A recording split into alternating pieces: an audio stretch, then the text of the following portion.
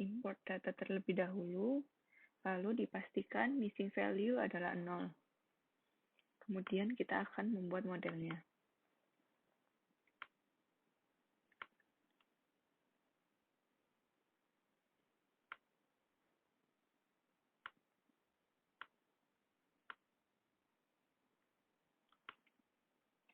Yang pertama, FSM sebagai dependent variable.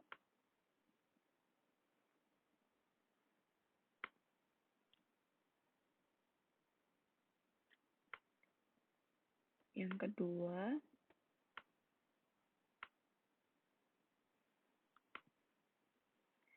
ada FSC sebagai independent variable.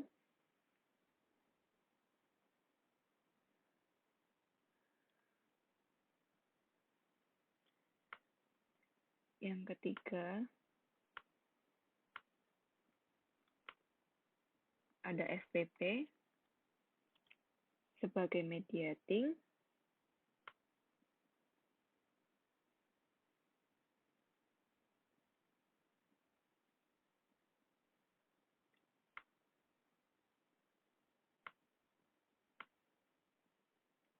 Dan yang terakhir ada CC sebagai moderating. Setelah mengatur posisi setiap antar variabel, kemudian hubungkan setiap variabel pada variabel dependen.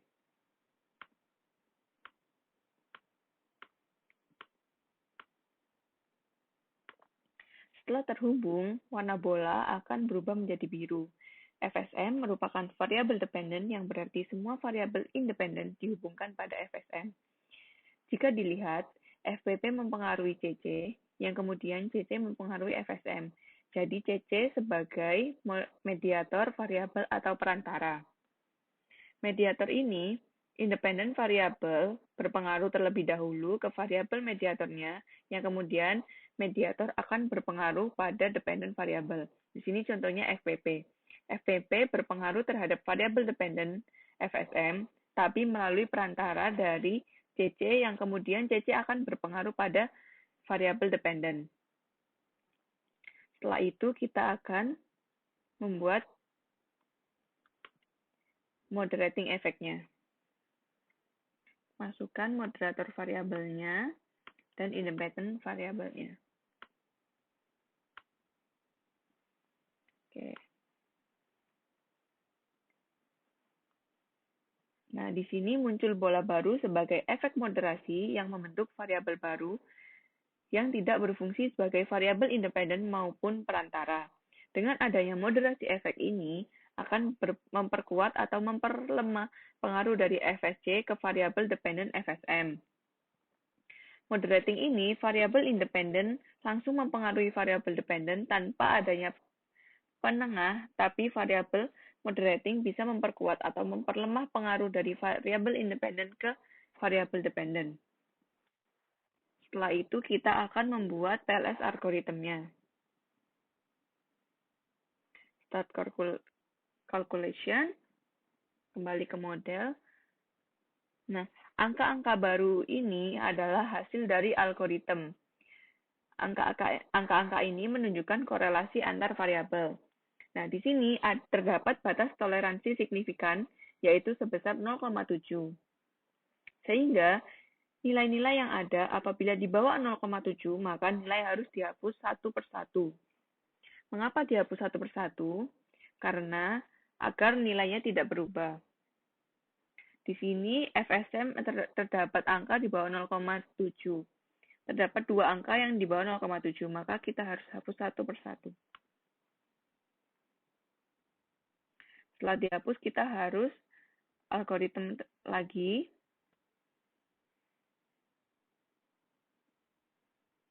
Nah, karena masih ada satu lagi yang di bawah 0,7, maka kita harus hapus lagi. Setelah itu, kita algoritma lagi. Nah, sekarang angka-angka ini sudah tidak ada yang di bawah 0,7. Selanjutnya, kita akan interpretasi. Kita akan kembali ke PLS algoritmnya. untuk menganalisa data yang pertama, kita menggunakan uji evaluasi measurement, yaitu uji validitas. Yang uji validitas ini terdapat dua, yaitu convergent validitas. Kita akan memulai dari outer loading, memastikan angka-angka yang keluar adalah warna hijau. Setelah itu, yang kedua adalah diskriminasi validasi. Kita bisa di diskriminan validity ini terdapat dua, yaitu melihat AV dan cross-loading. Yang pertama AV.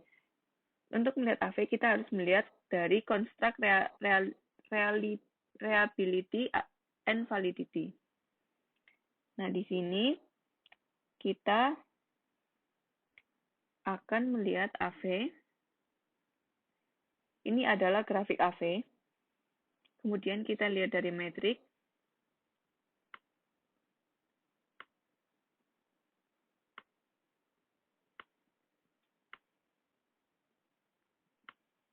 Nah, ini yang ujung ini merupakan nilai dari AV. Nah, setelah itu kita akan melihat cross-loading. Cross-loading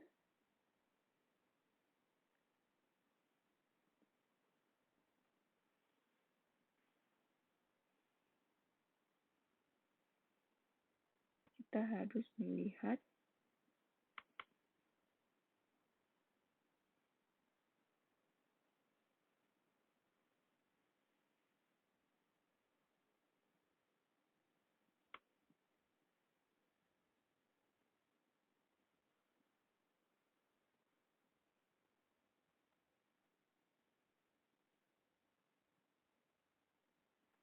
Nah, untuk uji yang kedua yaitu uji reliability.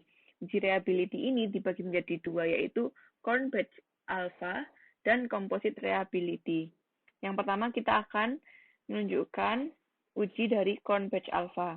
Kita akan melihat dari construct reliability and validity. Kemudian corn batch alpha, ini adalah grafik dari corn batch alpha. Kemudian kita lihat dari matriknya.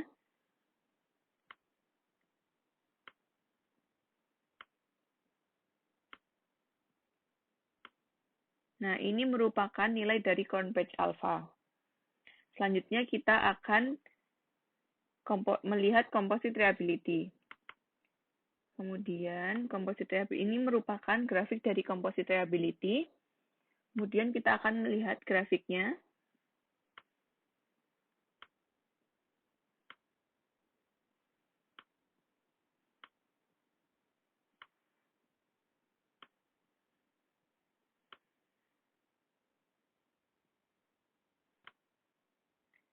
Ini merupakan nilai dari composite reliability. Dan yang terakhir ada uji inner model. Uji inner model ini terdapat dua, yaitu R-square dan bootstrapping. Yang pertama kita akan lihat R-square. Ini adalah grafik dari R-square dan ini adalah nilai matrik dari R-square. Selanjutnya kita akan melihat bootstrapping. Bootstrapping dilihat dari model yang ini, lalu ke calculate bootstrapping. Start calculate. Nah, ini adalah nilai dari bootstrapping. Yang dilihat adalah p-value-nya.